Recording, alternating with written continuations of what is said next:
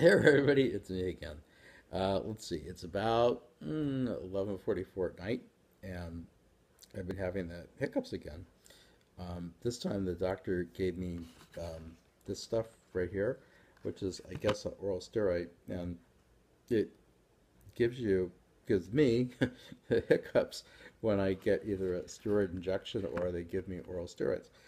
And I keep trying to warn the doctors that that's going to happen, but they don't want to listen.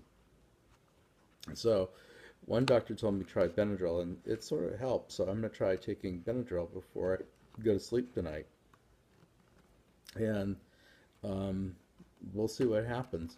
Um, I guess there's something called sleep paralysis that kicks in that kind of lets you stay asleep, but once you wake up, they kind of start coming right back all of a sudden. So you're never quite sure what they're going to happen. So anyway, uh, for those of you who get this weird reaction, this is your proof. Have fun. Take care. Bye bye.